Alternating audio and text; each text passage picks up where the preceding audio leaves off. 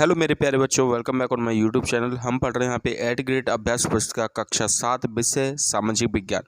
आज हम बात करने वाले हैं अध्याय 2 की, जिसका नाम है राजा और उनके राज्य। ठीक है, तो सभी क्वेश्चन को हम लोग बारी बारी से सॉल्व करेंगे। बिल्कुल नई किताब है ये, नई किताब वाले क्वेश्चन हम लोग सॉल्व करने वाले। तो सबसे पहला प्रश्न है हमारा यहाँ पे, देखिए सबसे पहला प्रश्न है हमारा यहाँ पे, राजा और राजराज और राजेंद्र प्रथम द्वारा निर्मित किस स्थान के मंदिर स्थापत्य और मूर्ति कला की दृष्टि से उत्कृष्ट है। तो आपको याद रखना है, ठीक है, तंबाजूर गंगई कोडचोलपुरम। ठीक है, तो आप इसका उत्तर नोट कर लेना। उसके बाद सेकंड क्वेश्चन हमारा यहाँ पे, सेकंड क्वेश्चन है बच्चों, देखो सेकंड क्वेश्चन हमारा यहाँ पे कि चोल काल में नाडू कहा जाता था। किसको कहा जाता था नाडू? तो गांव के समूह को नाडू कहते थे। ठीक है, तो ये उत्तर हो जाएगा आपका आ, हो जाएगा याद। ठीक है, और लिख लेना इसको। उसके बाद तीसरा प्रश्न हमारा आता है, तीसरा प्रश्न है बच्चों देखिए कि गंगा घाटी में गुर्जर प्रतिहार राष्ट्रकूट और पालवंश की शासक सदियों में किस राज्य के नियंत्रण के वो आपस में लड़ते रहे? तो वो कन्नौज के लिए लड़ते रहे। ठीक है,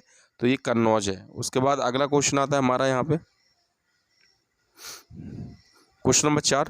क्वेश्चन नंबर 4 क्या है देखिए कि 7वीं शताब्दी के प्रारंभ में राजाओं ने अपने सामंत के रूप में किसे मान्यता दी थी? तो आपको याद रखना है बड़े भूस्वामी और योद्धा सरदारों को। ठीक है, तो ये आपका उत्तर हो जाएगा।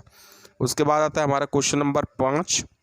क्वेश्चन नंबर 5 देखिए क्या है, क्वेश्चन नंबर 5 है बच्चों हमारा यहाँ पे, चालुक्य राजाओं को हराकर दंती दुर्ग द्वारा किए गए अनुष्ठान का विवरण आपको देना है। ठीक है, तो हम क्या बोलेंगे, जब यह अनुष्ठान किया जाता था तो यह माना जाता था कि जन्मना क्षत्रिय न होते हुए भी क्षत्रिय के रूप में छात्रत्व प्राप्त कर लेगा। ठीक है, तो ये आपका उत्तर है क्वेश्चन नंबर 5 का। नोट कर लेना, बड़ी आसान तरीके से हमने सिंपल भाषा में लिखे हुए हैं।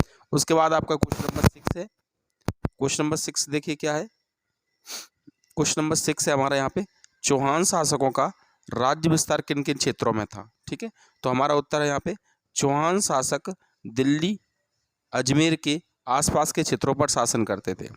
कहाँ करते थे? दिल्ली अजमेर के आसपास के क्षेत्रों पे काम करते। इन्होंने अपना राज्य विस्तार गुजरात और पश्चिम उत्तर प्रदेश तक करना चाहा। ठीक है, तो ये है चौहान वंश के।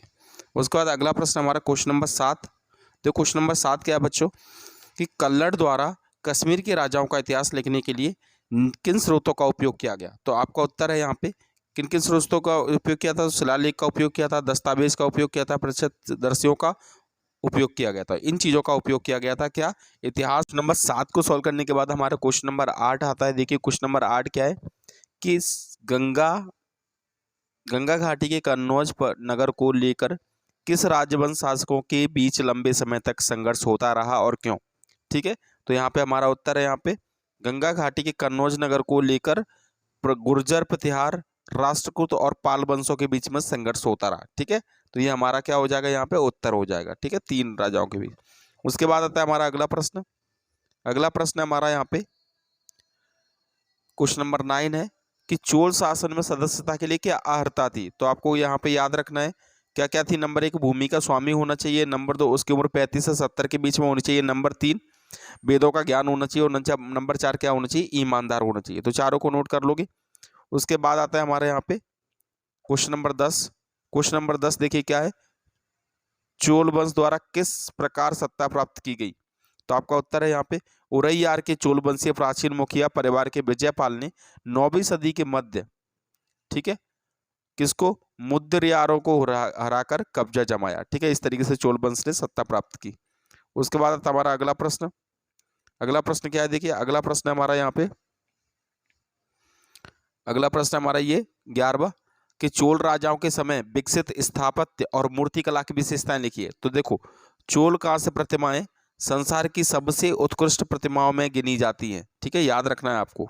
ठीक है, ज्यादातर प्रतिमाएं देवी देवताओं की थी, लेकिन कुछ प्रतिमाएं भक्तों की भी बनाई गई थी। तो नोट कर लेना इस 11वें प्रश्न को। ठीक है, उसके बाद आता है हमारा 12वां प्रश्न। 12वां प्रश्न है बच्चों देखो, चोल राजाओं के समय कृषि सिंचाई की क्या व्यवस्था थी? तो आपका उत्तर है यहाँ पे, जंगलों को काटकर कृषि योग्य बनाया गया।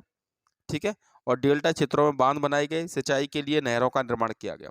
नोट कर लोगे इसको। ठीक है, उसके बाद आता है हमारा क्वेश्चन नंबर 13।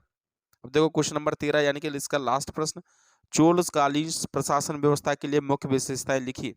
तो देखो चोलकालीन प्रशासन व्यवस्था क्या क्या थी वो मैं आपको बता देता हूँ। देखो क्या क्या थी, चोल शासकों ने 9वीं सदी में 13वीं शताब्दी के बीच हिंदू साम्राज्य का निर्माण किया। चोल शासकों की प्रमुख विशेषता उनका स्थानीय सुशासन था और चोल साम्राज्य में सिंचाई की अच्छी व्यवस्था थी। तो तीनों पॉइंट आप यहाँ से आराम से नोट कर लेना।